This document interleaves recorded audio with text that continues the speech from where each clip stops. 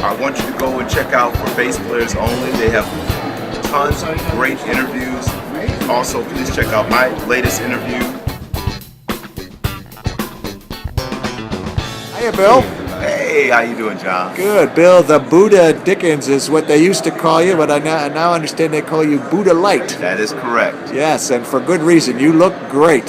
Thank you so much. I appreciate it. It's great to catch up with you. You were one of the early interviews we did on ForBassPlayersOnly.com, and that was a while ago. So bring us up to date on what's been happening since that interview. What's up? Quite a few things.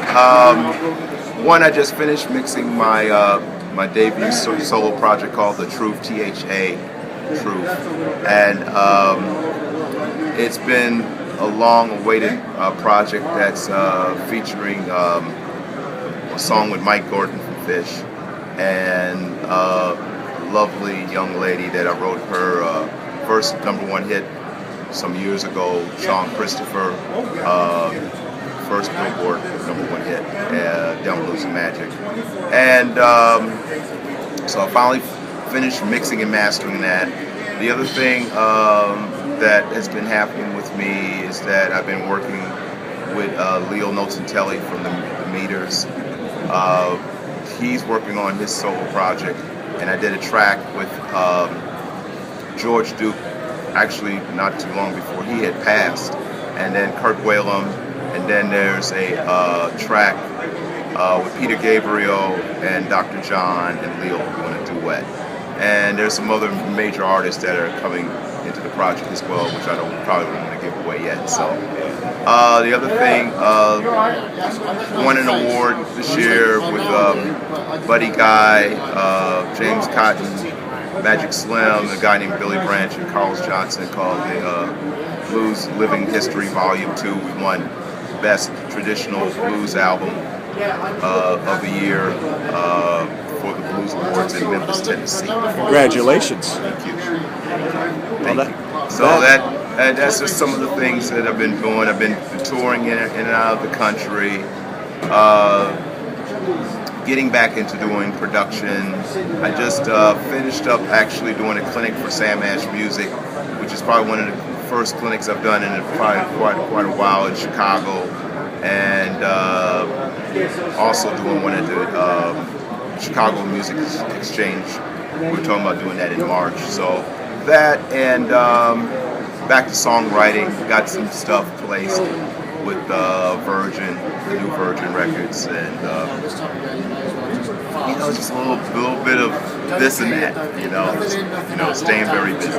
Well, that's great. What kind of equipment are you using these days? Yeah, well, I've been using Aguilar bass gear because, for one, it has the sound of a custom bass amp, with the highs and the mids and lows, sort of it enhances it, and it just has this huge sound that, it's like back in the old days, and I'll just make this brief, that, when bass players was playing custom amps and using an EB3 bass, you could hear it a mile away. This is before people started using speakers in the back of their cars and blasting the sound, and it sounded like the trunk was about ready to fall off.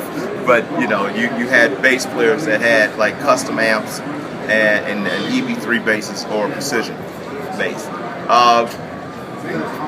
That sound is now back, and Aguilar has really been phenomenal in terms of that sound for me, and also probably one of the better companies for my backline as well. And how about your basses? Basses has always been, Conklin Groove Tools, the Bill Dickens signature model that's been out for many, many years. Sold tens of thousands of them. And my personal bass looks like Jocko's bass. It's pretty beat up. My bass is a she. She's a female, and she's old enough now that she has hot flashes and PMS and that sort of thing. So does she have a name? You know what? I don't give her a name for a certain reason, because it's like I think that I just leave it as the title of a female. Okay. You know, and rather than saying a name of a female, because I don't really want to label it as that. That's not the best way. We'll leave it at that. And yes.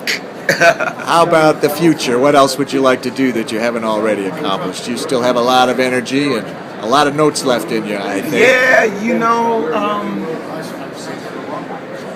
when you cover as much as I've covered in over, oh God, almost 40 years. I don't think about it. It's been that long.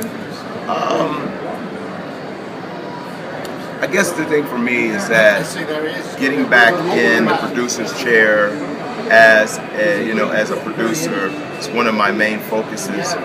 And this time around, not retiring from bass playing, but bass playing integrating into that. I love to perform and see the response of the people, especially if it's my own material that they're listening to. I love that. So getting my new record out is one of the things that I look forward to. Also, maybe following up with another record, and also I would love to get into doing some film scoring as well. Oh, great. Bill, I don't remember if I asked you this last time, but I ask everybody this question. What would you be if you were not a bass player? It has to be something outside of music. The thing is that